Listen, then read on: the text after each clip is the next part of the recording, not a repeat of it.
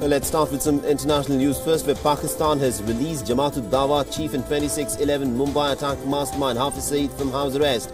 The Saeed's release comes 2 days before the 9-year anniversary of the Mumbai terror attacks.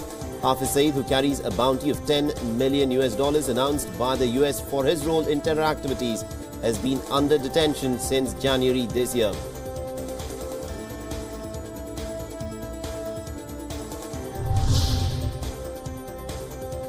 Now, Emerson Mnangagwa is all set to be sworn in as the president of Zimbabwe. Mnangagwa is the former vice president of Zimbabwe who had fled the country after Mugabe had dismissed him from the post. He returned to Harare after Mugabe stepped down. The new leader is facing high expectations following nearly 4 decades of rule under Robert Mugabe.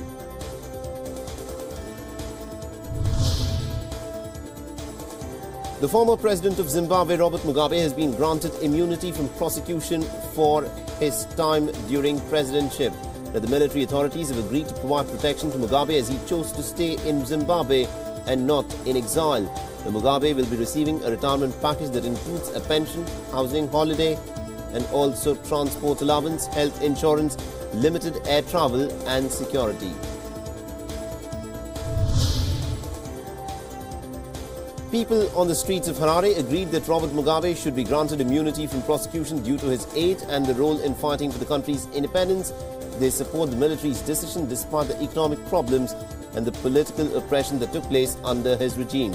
The people have also said that he should be allowed to retire in peace, though there have been calls for some kind of apology or remorse from the former president of Zimbabwe.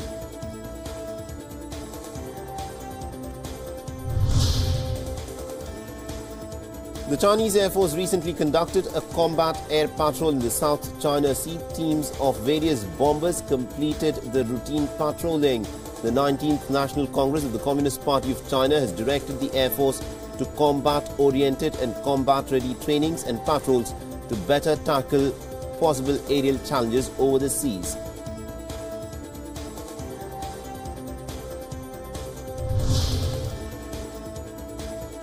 Prime Minister Saad al-Hariri has urged the Lebanese to put their country ahead of regional issues. Now, Saad al-Hariri had called the recent political crisis this month as a wake-up call for the country. At a banking conference in Beirut on Thursday, Hariri reaffirmed the need for Lebanon to stick by its policy of staying out of regional conflicts after his shocking resignation earlier this month in a televised address from Riyadh. Hariri returned to Beirut and shelved the decision at the request of President Michael Aoun.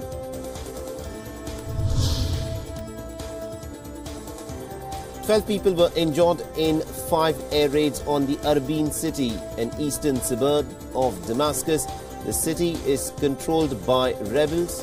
Video footage uploaded by the United Office of Arbaeen City on Thursday shows warplanes launching airstrikes on Arbaeen, causing clouds of smoke to rise. The children were among those who were injured.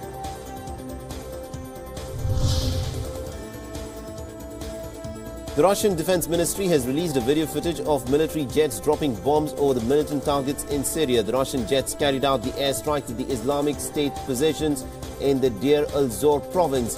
The chief of the Russian military general staff has said that the size of Russia's military force in Syria is likely to be significantly reduced and a drawdown would start before the end of the year.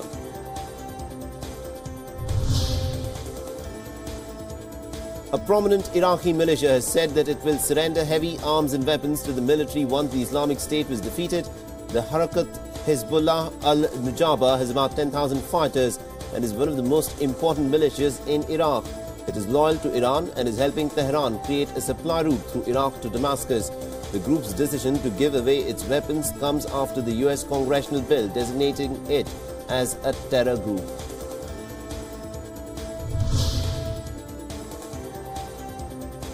Contrary to the United States' claims, the head of the International Atomic Energy Agency has said that Iran is following the rules that have been set out in the 2015 nuclear agreement. Speaking at a news conference in Vienna, Director General Yukiya Amano has said that all nuclear-related commitments that Iran had agreed to are being adhered to by Iran. He also further said that the Iranian authorities are providing the agency access to all of Iran's nuclear program sites. This is in clear contrast with what US President Donald Trump's stance has been, who claims that Iran is not being compliant with the provisions of the deal.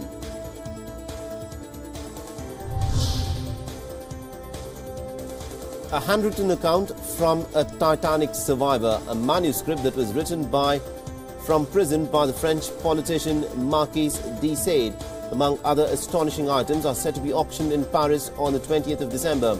Titanic survivor Helen Churchill Candy's first-hand testimony of her experience on board the fated ship, which the auction house claims inspired James Cameron's 1997 film Titanic, will be auctioned in the event. It is valued at roughly about $350,000 to $470,000 US. The Agutes auction house acquired the collection from bankrupt French company Aristophel, whose founder Gerard later was charged with fraud in 2015.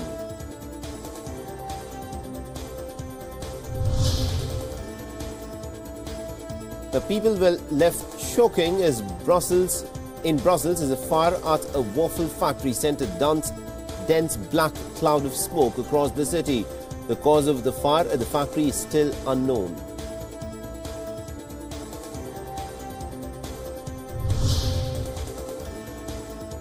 Libyan authorities have opened an investigation into a report appearing to show African migrants being sold as slaves in the country. Libya's Interior Minister Al-Khoja has said that instructions were given to form an investigative committee to gather evidence on the claims. The video has caused global outrage when it was released last week, and it shows what it said was an auction of men offered to Libyan buyers as farmhands and sold for about $400 US, a chilling echo of the trans-Saharan slave trade of the centuries past.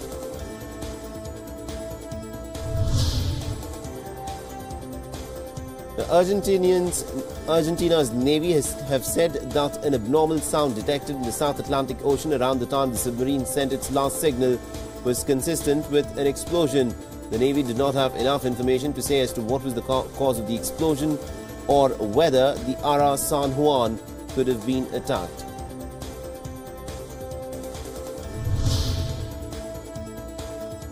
On his visit to Russia, Sudanese President Omar al-Bashir has blamed the United States for the conflicts in Sudan. Al-Bashir has said that Sudan needs protection from the United States and could serve as a gateway to Africa for Moscow. The United Nations estimates as many as 300,000 people have died in the conflict and some 2.7 million have fled from their homes.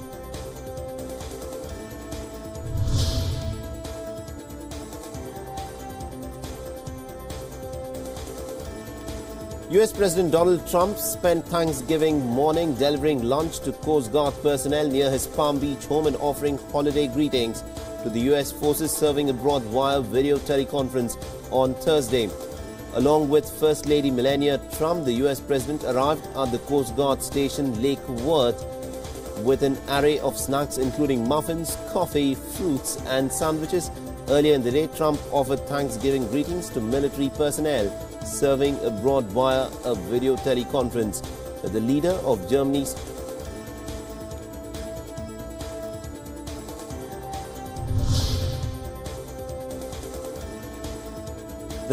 Germany's Social Democrats Martin Schulz met with President Frank-Walter Steinmeier as part of the president's efforts to facilitate a coalition government and avoid further fresh elections. Now, Germany is facing the worst political crisis of its modern history after Chancellor Angela Merkel's efforts to forge a three-way coalition with the pro-business Free Democrats and Greens collapsed last weekend. The crisis has raised fears across Europe of a prolonged leadership vacuum in the continent's economic powerhouse. Well, to some news from India, where in a distasteful statement, Islamabad has called New Delhi's decision to issue medical visas to Pakistanis as nothing more than a gimmick. The statement was issued by Pakistan's foreign officer mocking India's External Affairs Minister Sushma Swaraj. The statement termed India's decision as cold-blooded politics in the region.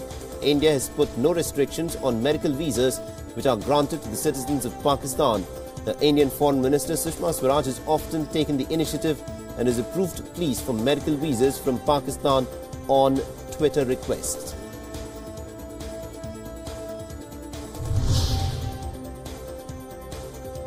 13 coaches of the Vasco da Gama Patna Express have derailed near the Manikpur area of Bandar district in Uttar Pradesh. 7 people have reportedly been injured.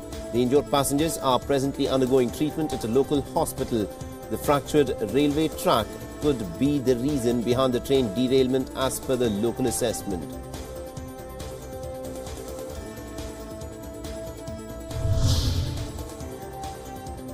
The Congress Vice President will today visit Gujarat. He will campaign for the upcoming elections in the state. He will also first visit the birthplace of Mahatma Gandhi in Porbandar and then hold a meeting with fishermen at the fishing harbour ground in Porbandar. He will also interact with representatives from the public health sector in Ahmedabad. Rahul Gandhi will attend a public meeting at open grounds in Ahmedabad in the evening.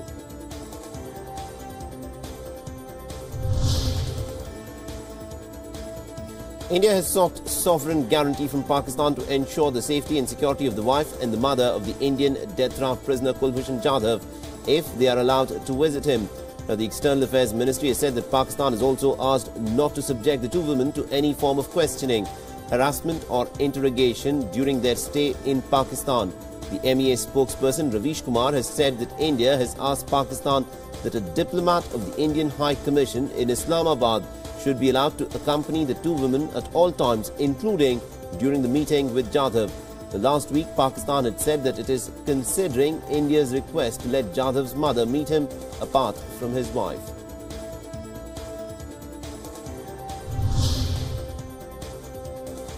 The Aam Aadmi Party has alleged that in all cases of EVM malfunctioning, votes have always gone to the Bharatiya Janata Party.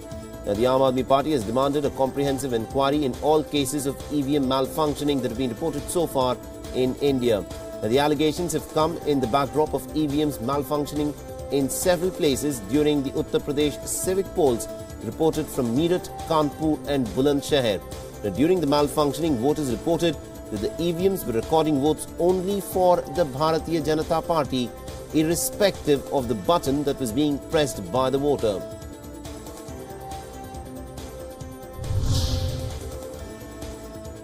Former media baron Peter Mukherjee has told a trial court in Mumbai that his wife and co-accused Indrani Mukherjee's allegation that he may have played a role in Sheena Bora's disappearance appeared to be a desperate attempt by her to wriggle out of the situation.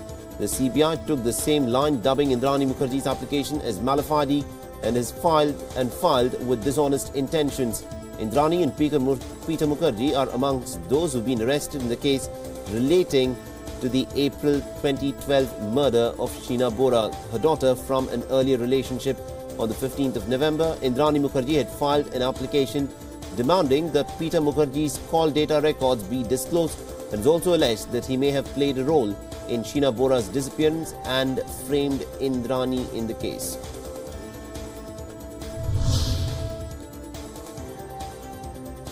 The actor Prakash Raj has shot off a legal notice to the BJP MP from Mysuru, Pratap Simha, for allegedly trolling him by making personal comments against his tweets. Now, speaking to the media in Bengaluru on Thursday, Prakash said that he is asked questions as a citizen of this country, but he was trolled.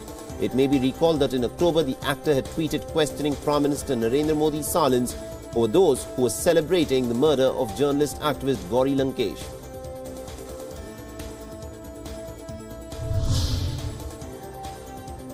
The AIADMK cadres celebrated the Election Commission's decision to allot the frozen two-leaf symbol to the Palanisamy and the Paneerselvam faction. The Commission on Thursday had ruled that the Palanisamy and the Paneerselvam faction will be entitled to use the name and the symbol of the party after it got a majority in the party's legislature and organizational wings. The Election Commission had frozen the party symbol earlier this year after factions of the party had claimed, each saying that there was the real party.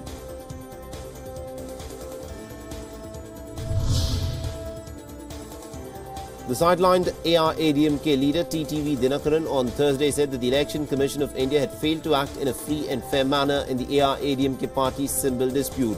Reacting to the EC's decision to give the party's two leaves symbol to the faction led by Tamil Nadu Chief Minister Edappadi Palanisamy and Deputy Chief Minister Paneerselvam, Dinakaran said that he will approach the Supreme Court challenging the Election Commission's decision.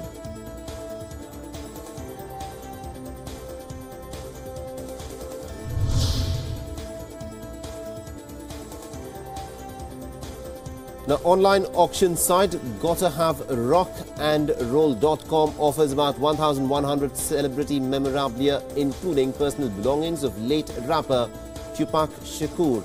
The items include Shakur's original death certificate from when he was murdered in 1996, and also the letters that he wrote from prison to his friend and lover Simi Chauhan while serving his term over sexual abuse charges. Now, other celebrity items on auction include Madonna's first known nude photographs, handwritten lyrics of Like a Rolling Stone by Bob Dylan, amongst others. The bidding is available till the 1st of December. But ahead of the game in Nagpur, Captain Virat Kohli has admitted that India have had to prepare green tracks for the ongoing series owing to a lack of preparation time ahead of their upcoming tour of South Africa. Now, India are due to leave for South Africa within 2 days of the completion of the Sri Lankan series at the end of December, and Kohli believes that scheduling needs to be looked at more prudently in the future.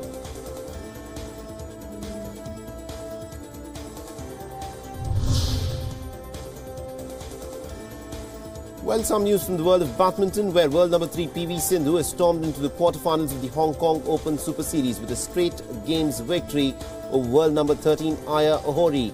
The world championship silver medalist had won both her previous meetings against the Japanese and needed under 39 minutes to make it a hat-trick, with a scoreline which read 21-14 and 21-17. She will next face her budding rival and 5th seed Akane Yamaguchi.